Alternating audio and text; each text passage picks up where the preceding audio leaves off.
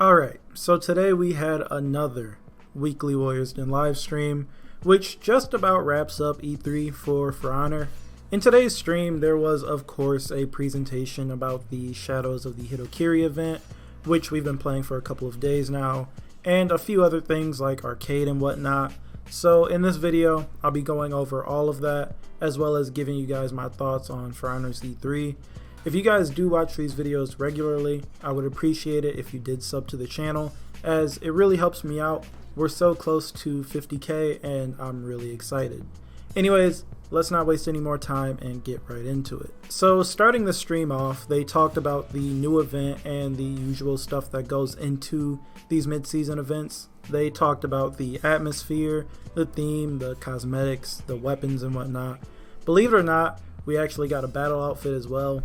I'm not going to talk about these for too long, but basically they just talked about the event, the backstory, and sort of went over all of the new content that came with this event, while letting us know that we can earn all of the new stuff just by playing the game, or you can buy the bundle for 30,000 steel.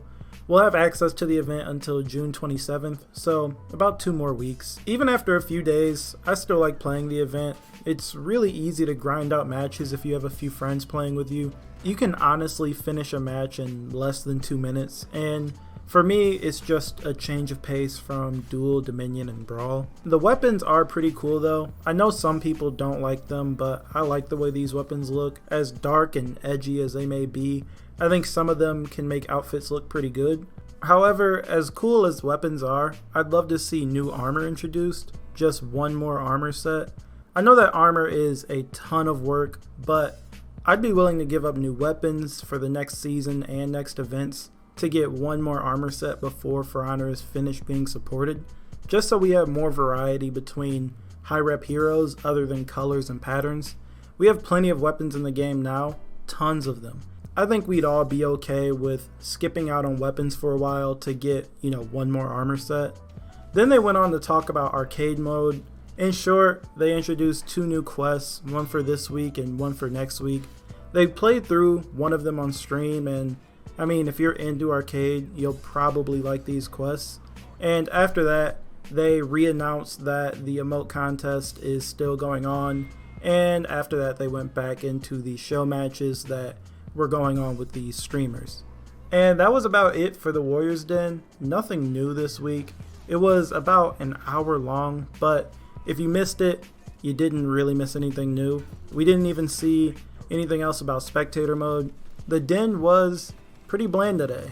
Now, I was waiting on this show before I gave my final thoughts on For Honor's E3. So I do really like that spectator mode was announced. That's a good thing no matter how you look at it. I know that some people find it pointless, but I think even players like me who just play the game for fun and enjoy watching content and tournaments will benefit from its addition to the game in some way, as we'll get to see better, more creative content, and we'll get to watch tournaments and community events that aren't duels, brawls, or threes, and we'll be able to see those games from more than one perspective. And the event is cool, but just like any other event, it's temporary. It'll only be around for a few weeks.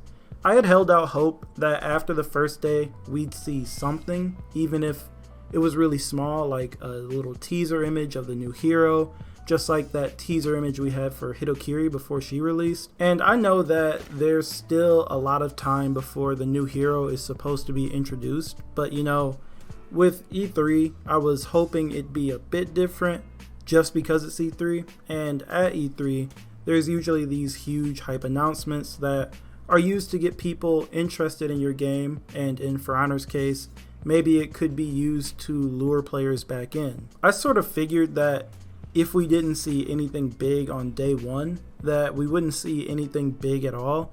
But I thought maybe there'd be a little something on the Warriors Den at least, but that wasn't the case either. And as I said a few days ago, I know that I set my expectations to the moon solely because it is E3, and I sort of set myself up, but I thought that they'd show a little more.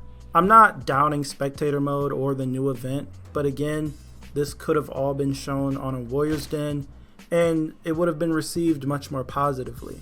I don't think people are upset at what they announced, but more of what wasn't announced or shown or even teased, even though we weren't really promised anything. On top of this, there was all of the confusion as to what was going on the other day. We all thought there'd be like a dedicated hour or so for Honor shown at 2 p.m. EST, but it never happened. So we were just sort of sitting around confused just for that dedicated segment with dev interviews and whatnot never happening, which only lended into the frustration or disappointment.